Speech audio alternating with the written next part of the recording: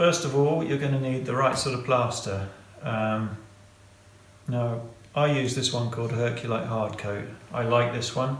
Not everybody wants to use this, but anyway, it's what I use. So the reason is because it sets really slowly. You've got a nice long working time, and it sets hard as well.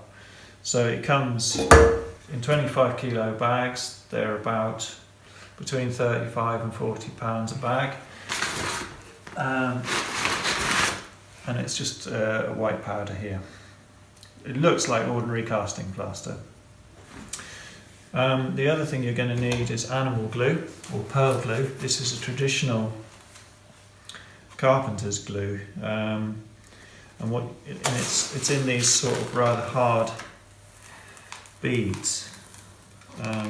This is available from a shop called Cornelison in London, and this is a really good quality one. What you don't want to get is the one where it's all in a kind of granule. For some reason that doesn't work very well. Anyway, so what you have to do with this is you have to soak a little bit overnight at a ratio of 1 of this to 2 of water. So I fill this up, and I got it soaking overnight, and then what comes in the morning when you warm it up is just that much.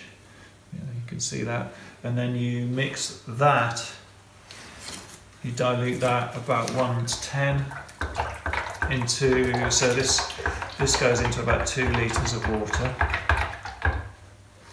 and there you have your glue for the mix. And the purpose of this glue is to retard the plaster, to make it set even slower, because you really do need a long working time.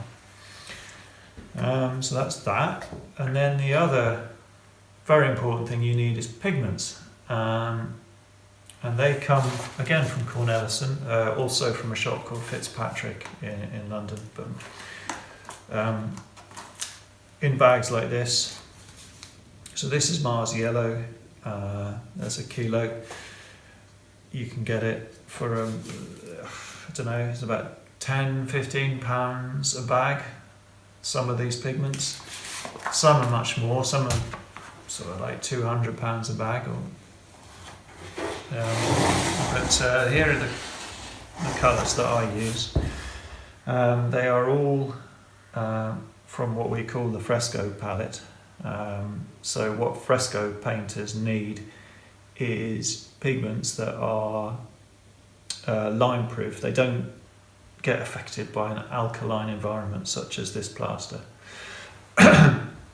So that's really important. You've got to get the right ones. So we've got titanium white, raw sienna, yellow ochre, golden ochre, Mars yellow, cadmium red, Mars red, red ochre, Indian red, ultramarine blue, cobalt blue, cerulean blue, cadmium green, that's chrome oxide green, burnt sienna, raw umber, burnt umber, and Mars black. These are all the sort of ideal colours for this job, and